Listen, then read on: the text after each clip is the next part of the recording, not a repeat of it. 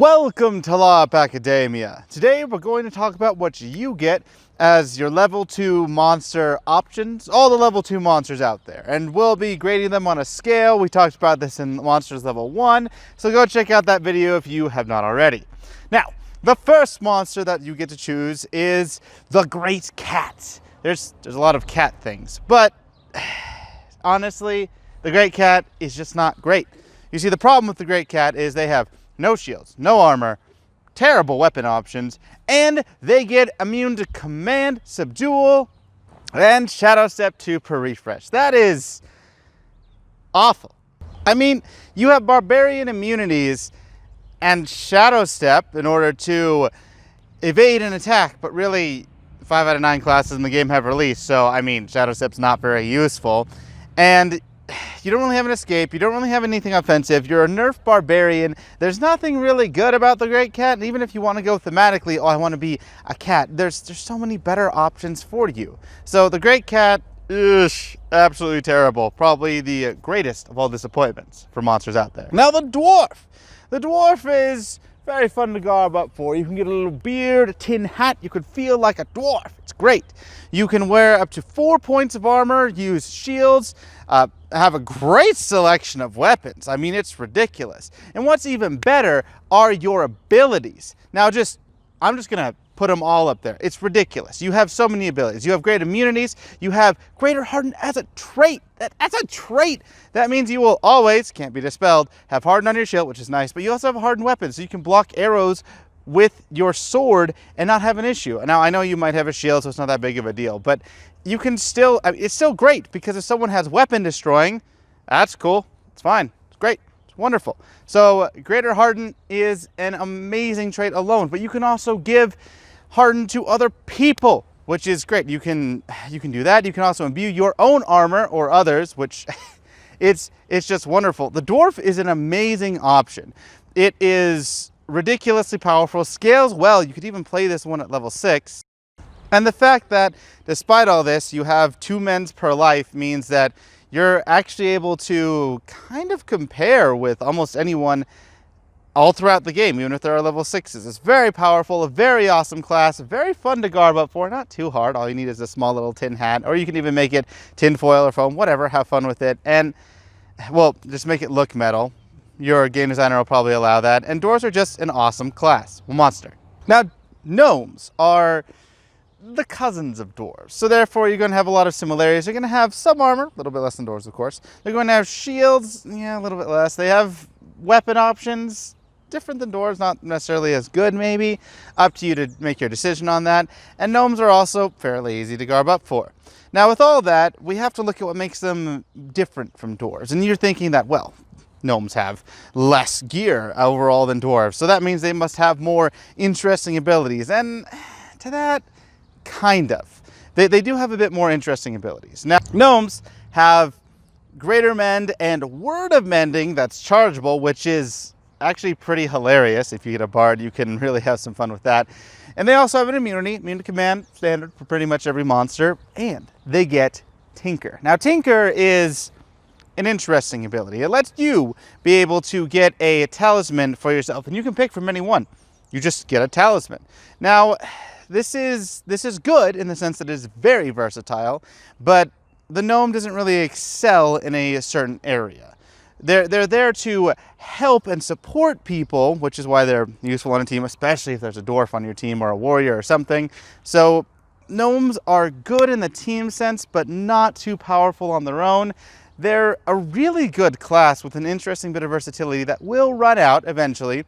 Talismans are usually once or twice per game, so not the most amount of uses that you can get. But you do have a decent kit while being able to use chargeable mendings. So a gnome's pretty good, an interesting option, a good option for you if you really want. Now the Harpy, oh, Harpies are so fun. I mean, they are a bit of a pain to garb up for, having wings. Yeah, I don't like anything with wings. They get in the way, they're a bit annoying. But aside from the garbing part, Harpies have 1 point of natural armor, pretty good. They do not have a shield.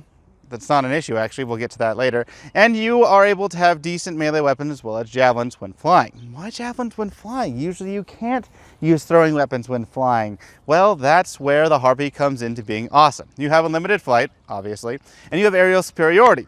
What this means is you can actually take your thrown javelins and throw it at people while you're in flight. Now, no one can hit you within 20 feet when you are flying, even a phase bolt, because phase does not go through states, and flight is a state. So, what you can do, and what I love to do as a Harpy, is take a javelin, go up, just let it go, hit the person, pick it up in my hand, or just let it go, have it fall a little bit, catch it, and if I really need to, I can let it go and then pick it up from the ground because, well, it's just, I'm able to do that.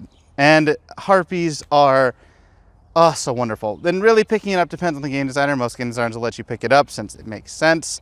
You have aerial superiority, you're able to throw it at people, why not be able to pick it up? And aerial superiority is what allows you to do this broken combo. Now, in case you don't feel like cheating the system and just going up to someone and killing them when they can't do anything about it, which is already super powerful, you are able to have poison, 3 per life, and terror. And for poison, I meant charge times 3. Poison is amazing. Poison lets it so that, oh, I need to actually fight you fairly. Well, I'm not going to fight you fairly. I'm a Harpy. You also have your 1 point of natural armor, and really, Harpy is just such a good monster. Just the aerial superiority is wonderful. Now, if you don't have javelins, that's the problem with the Harpy. You need to have javelins in order to really make a Harpy this monster of a monster. Now, a monster that is not quite as monstrously broken and cheesy to just go, hey, you can't hit me, is the Minotaur. Now, Minotaurs are for the people who don't want to be cheap, obviously, but they want to still be a barbarian and go out there and kill people, without a shield, of course.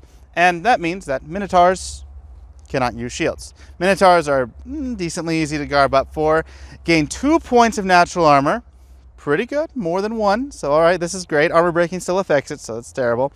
And you are able to wield shorts or a grate. This is a monster that can wield a grate and just smash people, which is so fun to do. And when you are smashing people, you then are able to break their shields because, of course, you have shields crushing. Because why wouldn't you? And also, when someone hits you with armor breaking, as I said, it takes away 2 points of armor, and normally that is the case, but you have thick skin. Now, thick skin makes it so that, I'm able to be hit by armor breaking, barbarian hits me, you have 2 points of armor, I hit you twice, you're dead. And you just hit them and say, no, you're dead. And they're like, what is this sorcery? And that is your thick skin. Now, your thick skin is amazing. It makes your 2 points of natural armor really 2 points. So that's great. You also have immunities, which complement it. And in case you die, terrible times, you have true grit. Now, the Minotaur is a really good bruiser option. It's good at what it wants to do, which is usually have a great weapon, break shields, and go and murder people. If you have short swords, it's still good, but it's not quite as good as what a fully armored barbarian would be, debatably because of thick skin. However, the Minotaur is a very good monster if you want to go and just be a bruiser. Very powerful for level 2, actually. So if you are considering Minotaur, I would definitely encourage it. Now, we've had a lot of amazing monsters for you to choose from. You're probably overwhelmed that, there's still monsters to choose from? I don't know what to choose. And this next monster is not going to overwhelm you a little bit. It is a Satyr. Now, Satyrs are easy to gear up for. They do not have armor, they cannot wear shields, and they can only have swords or daggers. So you're thinking they're a spellcaster, right? And sort of. They have a lot of abilities. And by a lot of abilities, I mean songs. They're also immune to command, and they're able to enchant their teammates a little bit. And why I go into this is because they are beneficent. They're not really able to fight others. They're just there to be annoying and maybe give out a buff or two. That's really all that Satyrs are able to do. They're not a good monster when you consider it. I love bards and I love singing. And I have songs for a whole bunch of things if you want to check that out in our bard videos. But at the same point, Satyrs just don't have enough. They don't have enough in order to make those songs really useful, and they're just an overall terrible monster power-wise and in what they're kind of designed to do, aside from just annoying people. If you're just annoying people, have fun. Now, the unicorn armor is an absolute pain to garb up for. You have to go through so many hoops to do it, which is, it's just annoying. You also do not have any armor, shields, and can only use a single sword. So you're not meant to fight. Well, what are you meant to do? Let's look at the abilities to find out. Well, the first thing you are meant to do is live. You get an immunity, you get many-legged, which is basically natural invul on your legs that can be healed. It's wonderful. And you are also able to teleport to get out of the way. And this is important because you are beneficent, which means, just like Satyr, you can't attack people until they attack you. So that's not good. It's not as bad for you because you only have a short sword. So what are you going to do if someone even attacks you?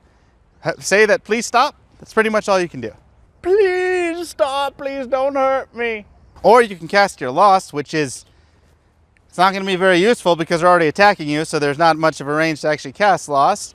And instead, you can bargain. See, unicorns are able to heal a lot. They're great, they're awesome, and they're able to resurrect. So you can actually make bargains with other people. You are there to just go around the field, healing people, resurrecting, and just being this helpful monster, which is kind of odd when you think of monster.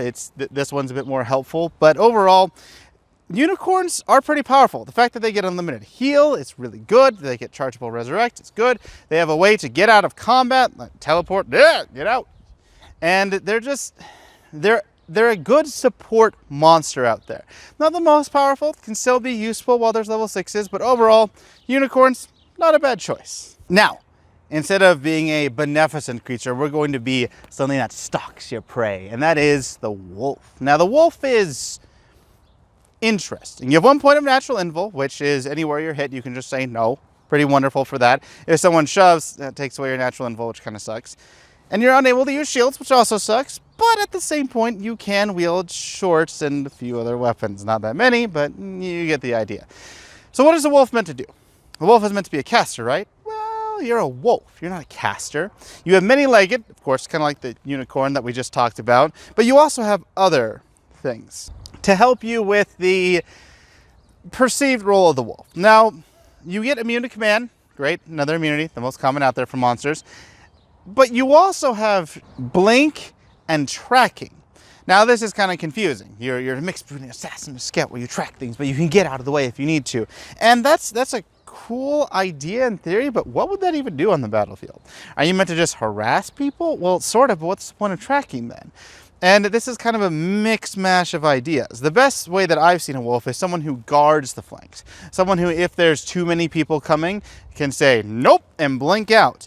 If there is an assassin or someone coming in with teleporting, they can just tracking, and then kill them and murder them because they have 1 point of natural armor, when most people, again, do not wear armor, as per our why magic is overpowered little bit in the little bit that you can check out if you want to understand a bit more why people don't wear armor, even though they really should.